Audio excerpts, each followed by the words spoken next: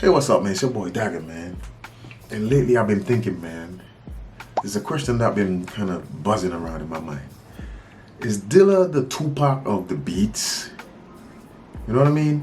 Like, he's like the producer that died young and had so much to offer even after he was gone. Is he the Tupac of the beats? Let's talk about it. Every artist have a story, whether you're the smallest artist or the biggest artist. What will define you is your preparation. The great Nipsey Hussle once said, luck is just being prepared at all times, so when the door opens, you're ready. This is my journey. You think I'm playing? Hey YouTube, what's up? Welcome back to the channel.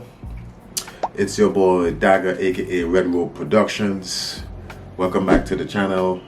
My channel is called You Think I'm Playing. And you know, last week I didn't do any videos because I was so busy, man. You know, my son made a year, so you know, happy birthday to my son.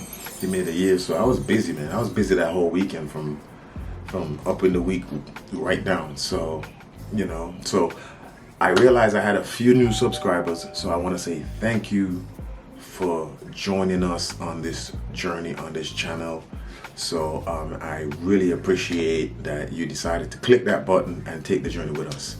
All right, without further ado, let's get into the video. All right, today we're talking about is J Dilla the Tupac of the beats. You know, because when you look at J Dilla, you can find so much beats for him, like on YouTube, man. I've been kind of like diving into J Dilla's catalog, and it is a vast ocean of music. And when he was around, it was kind of like in the 90s and early 2000s. When he was around, I was a youngster, you know, around listening to music, but I didn't really so much got a lot of his music or dug into his catalog so much, even though he produced songs that I heard and I didn't know that it was him that produced those songs. And I heard those songs later, you know, songs like Busta Rhymes' It's a Party. I love that song. I didn't know J Dilla produced that song, but yeah, like it makes me think like he was working hella hard when he was alive. And it's so funny, like those type of people that's not gonna be here that long just puts in way more work than everybody else around them at the time, because you know, it's kind of like something in the universe telling them like they're not gonna be here that long, so they just like work and work and work. And Dilla was a workhorse. You know, I was recently watching a documentary on Hulu about J Dilla. I don't remember the name of the documentary, so I can't tell you exactly, but there's a documentary on J Dilla on Hulu. You can go check it out. Will Smith's DJ, Jazzy Jeff, said that Dilla was probably making up to 10 beats per day. And that is crazy. And you know, I've dug up a bunch of Dilla videos, and I've seen him saying for himself that he was actually making what you call beat tape. When I make CDs, I put like I call them 2 batches per CD, 24 beats per CD. And it's like last year I did 5 volumes, so it was like 24 beats and 5 CDs. Do the math, huh? And just handing them out to whoever. So some of those beats might have ended up on some rappers' albums, and you know, and people still have the beats. I'm sure there's beats that we haven't heard yet, like from Dilla. So it's like Dilla was probably one of the most dedicated producers, man. Like he was dedicated to the making of beats and music. He did beats right up to his last day on earth. It was crazy. I did read his book, the autobiography book, Dilla Time. It's called Dilla Time. Great book that you can check out on J Dilla.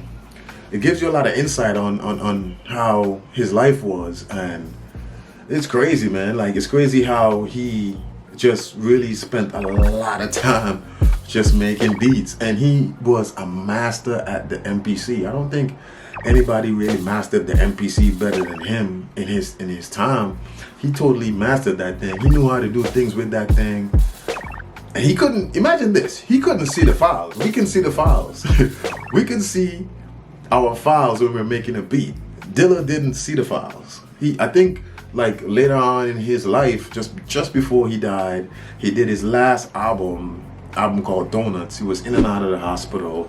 I read in his book, he was in and out of the hospital, and he did a lot of the cuts when he was out the hospital.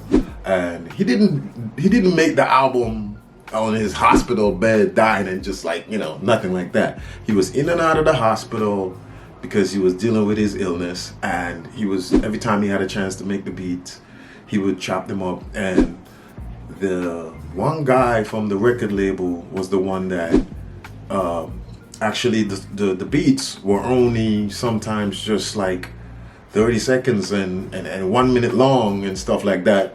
So the guy had to actually chop them in certain ways and to make them into actual songs so they could have the actual album Donuts, his last album just before he died, that came out. But this guy was dedicated to making beats, and it kind of reminds me of Tupac. When Tupac was alive, Tupac was dedicated to making music and giving people his art. So by the time he passed away, we just had so much more music to dig into after he was gone. Just like J Dilla, he was so into his art that he gave us so much beats that even after he's gone, years later, we could still go back and check out his beat and his influence on rhythm. You know what I'm saying? His drum programming was crazy. The way he saw the drums was crazy. He wanted to bring live drums in instrumentations on an MPC,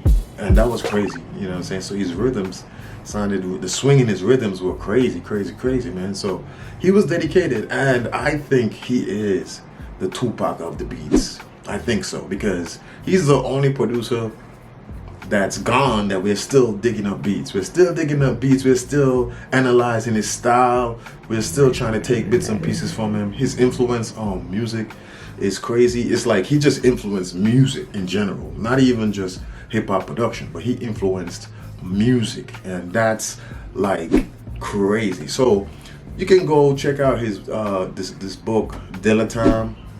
I don't remember the name of the author, sorry man. Shouts out to you who wrote that book, Dilla Time, or read the book. I did the audio book because sometimes I cannot, sometimes, you know, I don't read the paperbacks very well. I might just read a couple of pages and then I might not have the time to sit there. So every now and again, I would, you know, go and listen to some of Dilla Time and learn stuff about him. And his life was amazing, and his dedication to music and his dedication to production and rhythm was one of the biggest contribution in hip hop history and music history. So, you know, rest in peace to J Dilla, man, the Tupac of the beats. All right, guys, man, that's my video for the day. I thank y'all for subscribing. I thank y'all for tuning in. And I hope y'all will stay tuned for more from this channel. It's your boy, Dagger, aka Red Road Productions. And we out. Peace and one love, man. Have a great weekend.